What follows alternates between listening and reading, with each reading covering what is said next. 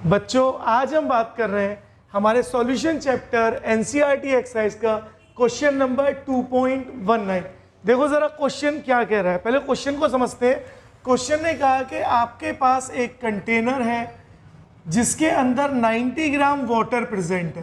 That means water कितना present है, 90 gram water आपका प्रेजेंट है। और क्या बोला है कि इसमें सॉल्यूट भी प्रेजेंट है। सॉल्यूट कितना प्रेजेंट है, 30 ग्राम इज सॉल्यूट, तो सॉल्यूट भी प्रेजेंट है। अब ये जो वाटर था जब इसमें सॉल्यूट मिल गया तो अब ये बन गया एक सॉल्यूशन, तो हम इसको बोल रहे हैं ये सॉल्यूशन नंबर 1। अच्छा, सॉल्यूशन नंबर 1 के लिए इन्होंने क्या बोला है कि सॉल्यूशन का वेपर प्रेशर कितना है, 2.8 किलो पास्कल, 2.8 किलो पास्कल। और इन्होंने क्या बोला दोबारा, फर्दर 18 ग्राम ऑफ वाटर को ऐड कर दिया। दैट मीन्स अगेन वही कंटेनर लिया है, उसमें वाटर ऐड किया है, लेकिन अब जो वाटर है बेटा वो कितना है, 18 ग्राम और ऐड कर दिया। दैट मीन्स 19 + 80 इज 108 ग्राम। तो अब की और वाटर कितना हो गया, 108 ग्राम। अगेन इसमें भी कौन है, सॉल्यूट है। सॉल्यूट कितना है, अगेन 30 ग्राम ही है, क्योंकि सॉल्यूट के बारे में क्वेश्चन में कुछ भी नहीं बोला गया, आप देख सकते हैं, बस स्टार्टिंग में ही बता दिया गया सॉल्यूट कितना है, 30 ग्राम है। नाउ अब ये क्या बन गया, सॉल्यूशन सेकंड, तो दिस इज सॉल्यूशन सेकंड। अब जरा ध्यान से देखो, सॉल्यूशन सेकंड का प्रेशर कितना दिया हुआ है, ये दिया हुआ है 2.9 किलो पास्कल। दैट मीन्स इसका प्रेशर कितना है, 2.9 किलो पास्कल। तो आपको दो कंडीशन दी हुई है, दो सॉल्यूशन दिए हुए हैं, और आपसे क्या पूछा है, वाटर का वेपर प्रेशर कितना है और जो सॉल्यूट है उसका मोलर मास कितना है।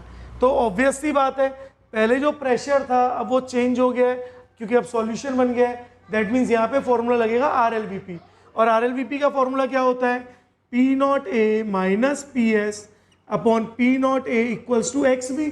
और जब भी हम मास की बात करते हैं यानी वेट की बात करते हैं तो हम उसको बोल देते हैं NB/NA। Now P0A is the pressure of pure water, जो हमें निकालना है। प्योर वाटर का प्रेशर नहीं दिया, किसका प्रेशर दिया है, सॉल्यूशन का। तो सॉल्यूशन का वेपर प्रेशर कितना है, 2.8 kilo pascal upon P0A equals to number of moles of solute. Number of moles of solute क्या होते हैं, weight of solute, given weight is 30 upon molecular weight of solute upon weight of moles of solvent. Solvent के mole क्या होंगे, weight of solvent, बोलो कितना gram है, 90 gram, upon molecular weight water का कितना होता है, 18। That means P0A - 2.8 upon P0A is equals to 30 upon molecular weight into 90, और 18 रेसिप्रोकेट होके कहाँ चला गया, ऊपर 18। 18 1 = 18, 18 5 = 90, 5 1 = 5, 5 6 = 30।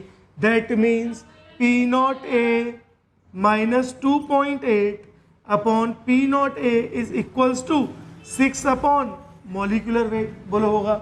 अब इनको क्रॉस मल्टीप्लाई कर लेते हैं, या हमने एक इक्वेशन बना के इसको यहीं छोड़ रहे हैं।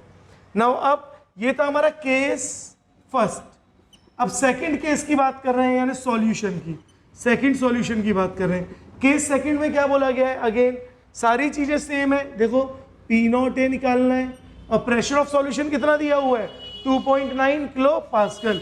तो मैं 2.9 किलो पास्कल लिख सकता हूं upon P0A equals to again moles of solute upon moles of solvent. Now again solute तो कितना है बेटा, 30 ग्राम ही तो है, upon molecular weight upon moles of solvent. अब सॉल्वेंट का वेट कितना है, पहले सॉल्वेंट का वेट था 90 ग्राम, लेकिन अब सॉल्वेंट कितना हो गया है, 108 ग्राम। तो सॉल्वेंट कितना हो गया, 108 ग्राम अपॉन 80। चलो इसको भी थोड़ा सिंप्लीफाई कर लेते हैं, ज़रा देखो, P0A - 2.9 upon P0A equals to 30 upon MW into 108, और ऊपर आ गया 18 हो गया रेसिप्रोकेट। अब 18 6 = 108 and 6 5 = 30। That means P0A - 2.9 upon P0A किसके इक्वल हो गया बेटा, 5 अपॉन मॉलिक्यूलर वेट के इक्वल हो गया। अब आपके पास बन गई है दो equation, equation first and equation second. तो अभी में हम सॉल्व कर लेते हैं। हम क्या कर रहे हैं, डिवाइड इक्वेशन 1 को डिवाइड कर रहे हैं इक्वेशन सेकेंड से।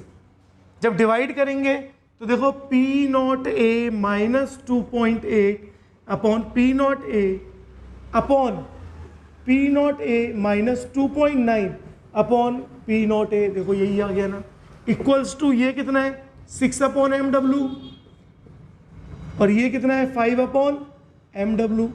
तो एम डब्ल्यू मतलब मॉलिक्यूलर वेट ऑफ सॉल्यूट। तो देखो पी नॉट ए से पी नॉट ए कट गया, मॉलिक्यूलर वेट से मॉलिक्यूलर वेट कट गया। और अब मैं इसको मिटा देता हूं क्योंकि अब ये तो आपको क्लियर हो गया है। अब देखो जरा, अगर मैं लिखूं P not A minus 2.8 upon P not A minus 2.9 equals to 6 upon 5। अब क्रॉस मल्टीप्लाई कर दो, देखो 5 की इधर मल्टीप्लाई की तो 5 P not A minus 2.8 into 5, 5 8 ज़ा 40, 5 2 ज़ा 10 एंड 14 है ना, minus 14 equals to 6 P not A minus 2.9 की मल्टीप्लाई हो रही है अब किससे, 6 से।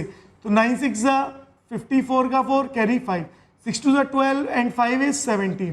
तो दिस इज 17.4। अब वैल्यूज को एक्सचेंज कर लेते हैं। 5 P not A minus 6 P not A equals to minus 17.4 plus 14। तो this is minus P not A equals to, अब 17.4 में से माइनस करेंगे हम लोग 14 तो कितना आएगा 3.4, that is minus P not A equals to minus 3.4 kilo pascal. And अगर माइनस माइनस कट गया that means P not A is equals to 3.4 kilo pascal. This is the answer. That means vapour pressure of water is 3.4 kilo pascal. अब हमें क्या निकालना है, second molar mass of solute.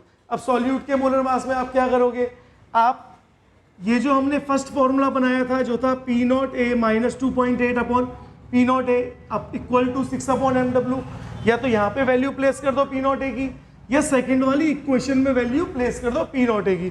तो चलो first वाले में ही प्लेस कर देते हैं। तो अगर फर्स्ट वाले में हम वैल्यू प्लेस करेंगे तो क्या होगा, फर्स्ट इक्वेशन थी हमारी P not A minus 2.8 upon P not A equals to 6 upon M W, यही था।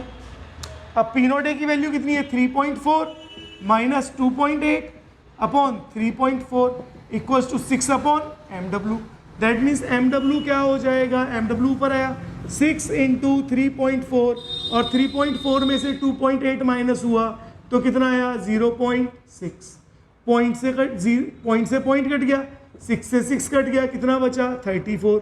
That means molecular weight of solute is 34 gram. This is the answer. तो देखो आपको दो चीजें आ गई, एक तो आपने वेपर प्रेशर वाटर का निकाल लिया और दूसरा आपने वेट ऑफ सॉल्यूट भी